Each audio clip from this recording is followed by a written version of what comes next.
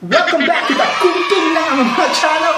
What is going on? Kamusta naman yung mga size ng bewang nyo ever since nag-lockdown tayo? Wow! Teka, huwag mo nang sagutin kasi alam ko naman na mas masarap kumain kesa mag-exercise. At dahil nga mas masarap kumain mga papi, tara samahan nyo na lang ako dahil today in this video, tuturuan ko kayong gumawa ng chicken macaroni salad medley chicken!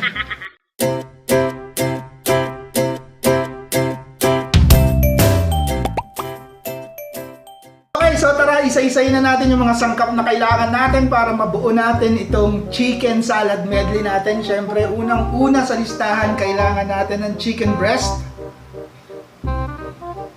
And kailangan rin natin ng sweet ham and bacon. So konti lang ang kailangan natin dito, bits lang, kaso wala naman ako makitang bacon bits kanina, tsaka bits ng sweet ham. So ito na lang yung kinuha ko, babawas tayo ng konti, isasama natin sa chicken salad medley natin later on. And of course, syempre kailangan rin natin ng elbow macaroni. Sikuhin mo papi, parang ginagawa mo sa mga kalaban mo sa basketball. Of course, itong elbow macaroni, kailangan, very important na basahin mo kung paano siya niluluto. Kasi iba-ibang brand, iba-ibang way kung paano siya lutuin. At syempre, kailangan rin natin ng mayonnaise dahil hindi siya chicken macaroni salad kung wala siyang mayonnaise. Next is yung pickled relish para magkaroon ng konting asim yung chicken macaroni salad natin. Parang yung office mate mo, ubod ng asim.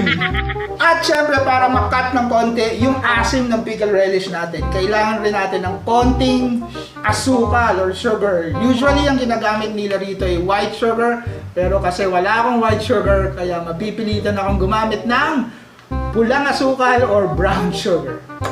At syempre meron tayong Nestle cream para mag-add ng creaminess dito sa ating salad. Of course, meron rin tayong cheese.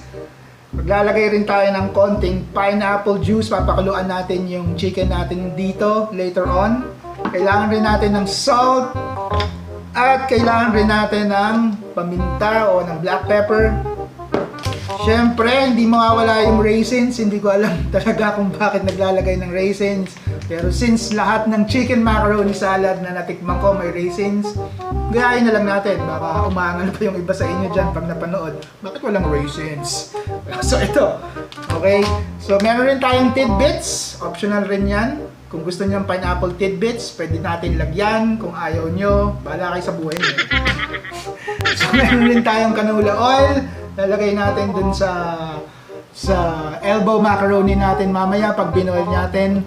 And then of course, pag na-boil na siya, lalagyan natin ng konting olive oil para hindi naman dry yung elbow macaroni natin. At syempre last but not the least, meron tayong carrot. At saka meron tayong isang maliit na pulang sibuyas. Usually yung ginagamit nila rito ay sibuyas Tagalog, yung puti. Pero since wala tayong sibuyas Tagalog, magsisettle na lang tayo rito sa maliit na sibuyas na pula or shallot. So that's it, yun yung mga ingredients na kailangan natin para mabuo natin yung chicken macaroni salad medley natin. Ayan siya, medyo marami-rami eh. So tara na, gawin na natin yung chicken macaroni salad natin. Come on, mamong! So let's go, Syempre, ang unang-unang step natin is to boil the chicken. Pakuluan lang natin tong chicken natin. So wala pa siyang timpla for now kasi later on titimplahan natin yan. After yan mag-boil, papakuluan ulit natin yan sa konting pineapple juice, salt, and black pepper. So let's wait until mag-boil yung chicken natin. At mga 1 minute bago natin hanguin yung manok natin, i-blanch na natin yung carrot natin.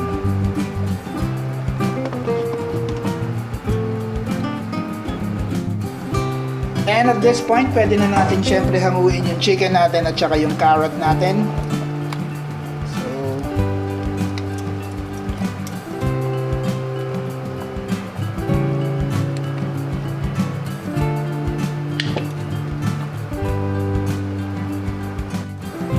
And maglagay tayo ng konting oil.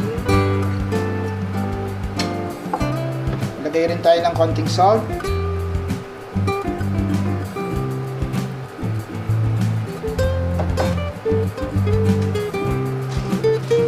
At ilagay na natin yung macaroni natin. So, i-cook natin siya for 7 to 8 minutes. Ayan dun sa instruction. Then after that, hahanguin na natin siya. So, yung macaroni natin, pinakuluan natin siya dun sa chicken stock natin para yung lasa ng manok kumapit dun sa elbow macaroni natin. So, after 7 to 8 minutes, pwede na natin hanguin yung elbow macaroni natin. And of course, lagyan natin ng konting olive oil yung macaroni natin para hindi siya mag-dry. Alright, so iset aside muna natin yan. And i-fry naman natin yung bacon bits at saka yung ham natin. Pagsabay na natin yan. So, tutustahin lang natin sila ng konti.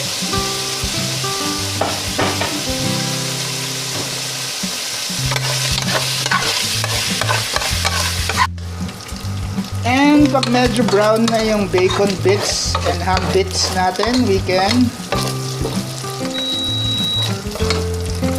set this aside. So, kunin lang natin siya.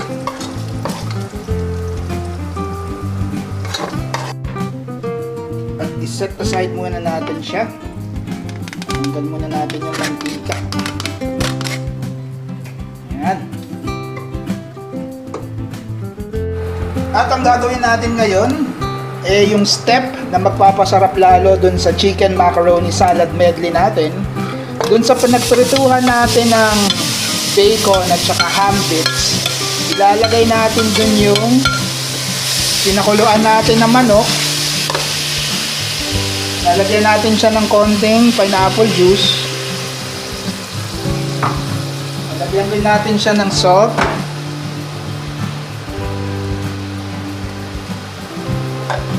And konting paminta. At patutuyuin natin yung pineapple juice dito sa chicken natin para mas malasa siya. Diba? Sarap niyan, brother. Takpan natin ng konti. Then, takpan natin. And, pag natuyo na yung pineapple dun sa chicken natin, pwede na natin tanguin yung chicken. Ayan, transfer lang natin yung chicken natin. Ayan. And at last, nandito na tayo sa last part ng paggawa natin ng chicken salad, chicken macaroni salad medley. So, gagawin na natin yung sauce niya. So, unahin natin yung mayonnaise. Of course, kung mas gusto mong mas creamy yung macaroni salad mo, edi magdagdag kayo ng mayonnaise. Yun lang naman yun. So, after ng mayonnaise natin, we can add in the Nestle all-purpose cream. Then, maglalagay tayo ng konting salt.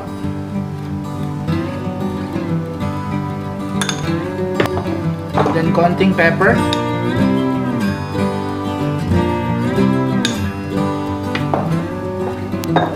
Tapos, haluin natin.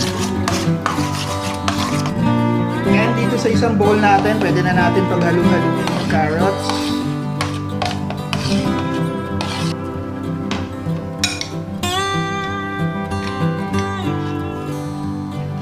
Then yung pickle relish. So iniisa-isa lang natin yung ingredients para siguradong halong-halo siya. Then you can add in the raisins o yung pasas.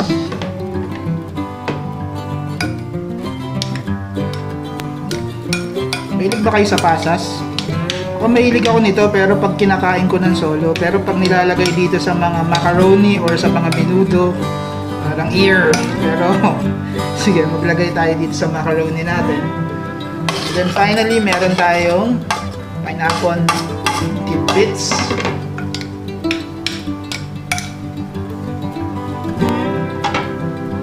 Yung onion natin, pwede na natin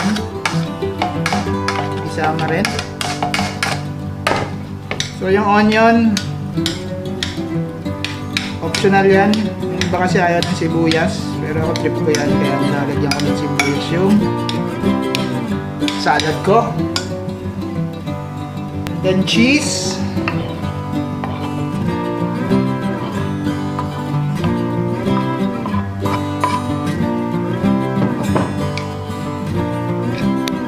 And then yung bacon bits natin.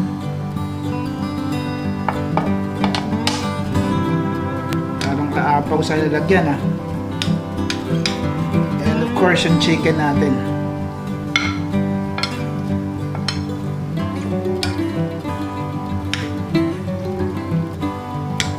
Siyempre pag nahalo na natin lahat yan, ilalagay na natin yung salad natin dun sa mixture natin ng mayonnaise,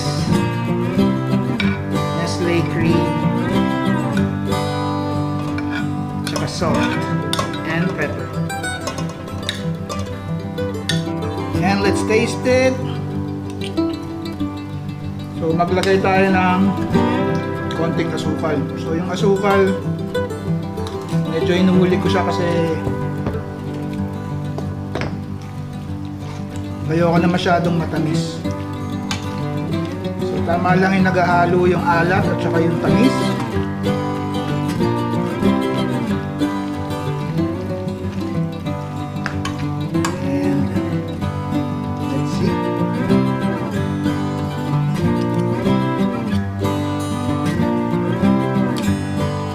Sarap! Grabe!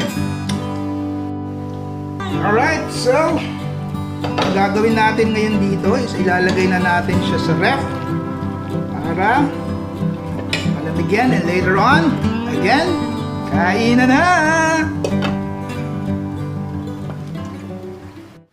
And ayun na nga mga papi, this is my version of the chicken macaroni salad. Yung word na medley, dinagdag ko lang yun kasi sa totoo lang, yung chicken macaroni salad ko is hindi lang naman chicken ang halo. So meron siyang bacon bits, meron siyang ham, at marami pang ibang ingredients. Pwede nga lagyan pa ng hard-boiled egg to kaya lang feeling ko over na. So let me know if you like it by posting your comments below. And for those of you who aren't And for those of you who are not yet subscribed, please subscribe and pa-click na rin yung notification bell para alam nyo kung kailan ako may mga bagong upload na videos. And diiwanan ko muna kayo kasi kakainin ko muna tong chicken macaroni salad medley ko. At hanggang dito lang muna tayo. Stay at home. Always remember to wash your hands. And of course, good food, good people, good times. Spread the love.